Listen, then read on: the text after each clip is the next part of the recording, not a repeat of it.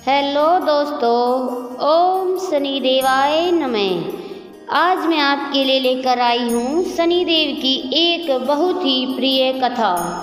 तो सबसे पहले कथा प्रारंभ करने से पहले शनिदेव को नमस्कार।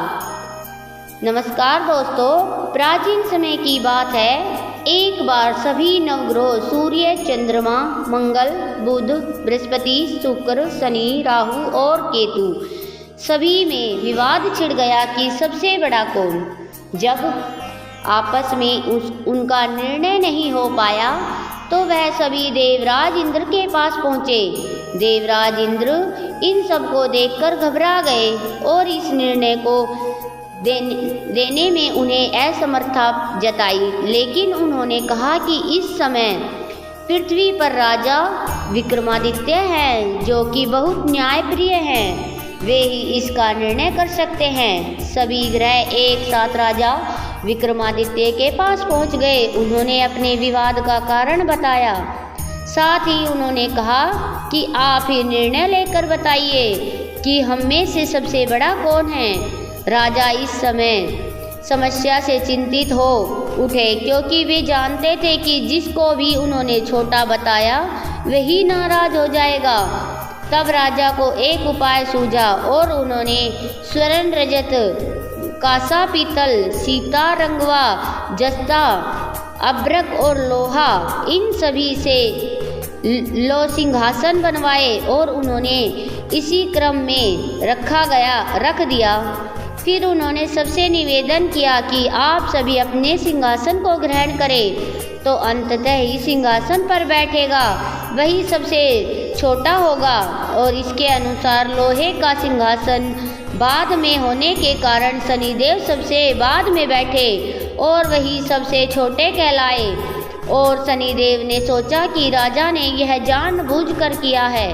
उन्होंने नाराज होकर राजा से कहा, राजा, मैं कुछ नहीं जानता। सूर्य एक राशि में एक महीना, चंद्रमा 2.25 महीने 2 दिन, मंगल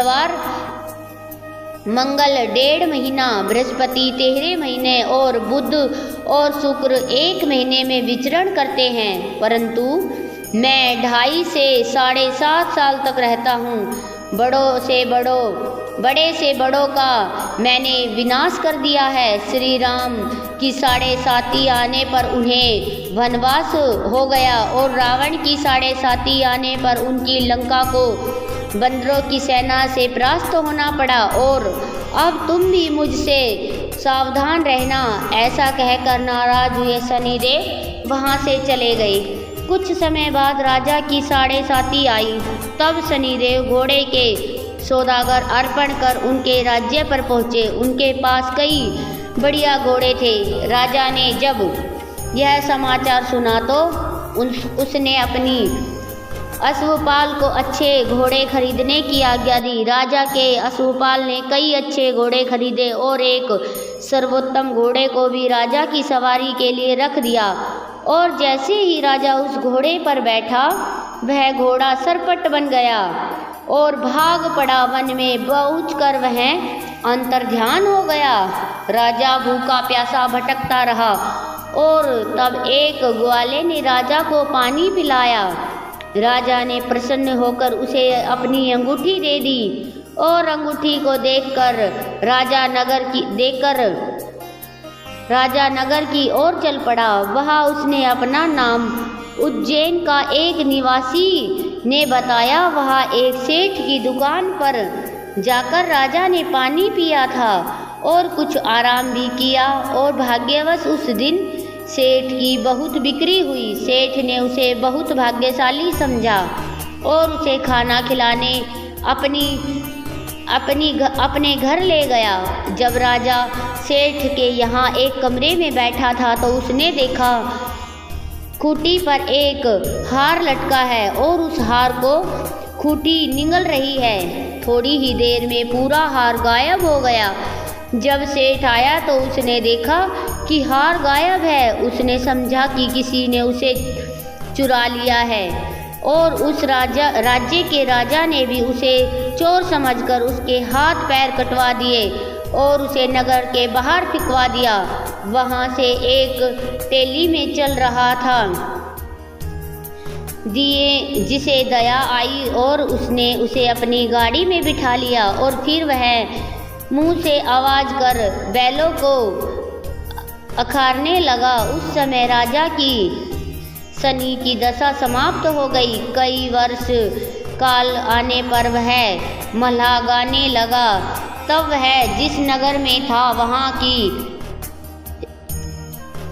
वहाँ की राजकुमारी को उसका गाना बहुत ही पसंद आया कि उसने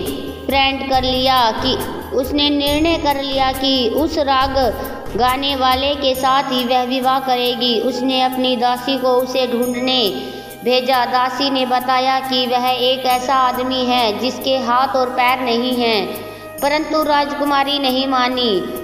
चुपचाप राजकुमारी नहीं मानी तो राजा ने तेरे को बुलाया है और उसे विवाह की तैयारी करने को कहा। फिर उसका विवाह राजकुमारी से हो गया। एक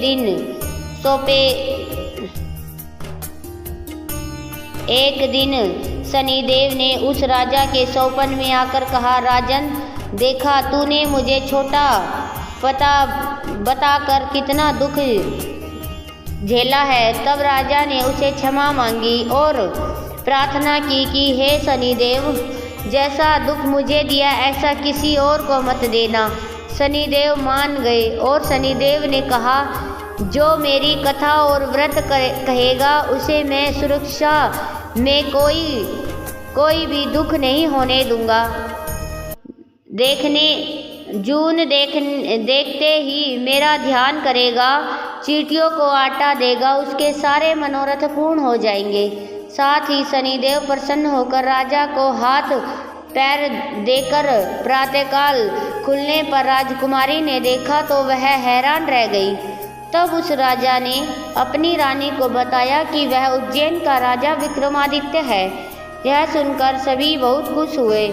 सेठ ने जब यह सब सुना तो वह राजा से क्षमा मांगने लगा।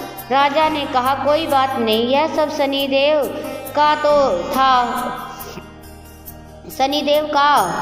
को था, इसमें किसी का कोई दोष नहीं है। सेठ ने फिर भी निवेदन किया कि मुझे शांति तभी मिलेगी जब आप मेरे घर चलकर भोजन करेंगे। सेठ ने अपने घर को तरह तरह के व्यंजनों से राजा का सत्कार अनुसार किया। साथ ही सपने देखा जो खुटी उस दिन हार निकल गई थी। अब वह उसी हार को अगर बाहर निकाल रही थी। सेठ ने अनेक मोहरे देखकर राजा का धन्यवाद किया और सेठ ने राजा से कहा कि वह उसकी कन्या से विवाह कर ले। राजा ने उसे स्वीकार कर लिया और कुछ समय बाद राजा अपनी दोनों रानियों के साथ उज्जैन नगरी को चल दिए। उज्जैन की सीमा पर ही उनका खूब स्वागत हुआ। सारे नगर में दीप जलाए गए, खुशियाँ मनाई गई, राजधानी की घोषणा की गई। मैंने शनिदेव को सबसे छोटा बताया था, जबकि असल में वही सर्वोपरि है। तब से सारे राज्य में शनिदेव की पूजा और कथा नियमितता से होने लगी और सारी प्रजा बहुत खुश और आनंद के साथ अपना जीवन बिताने लगी। जो कोई शनिदेव की इस कथा को सुनता या पढ़ता है उसके सारे दुख दूर हो जाते हैं। तो दोस्तों, कैसी लगी आपको आज की यह कथा? ऐसी और कथाओं के लिए हमारे चैनल को सब्सक्राइब करना न भूलें। और अब हम मिलेंगे अगले नई कथा के साथ। तब तक के लिए धन्यवाद।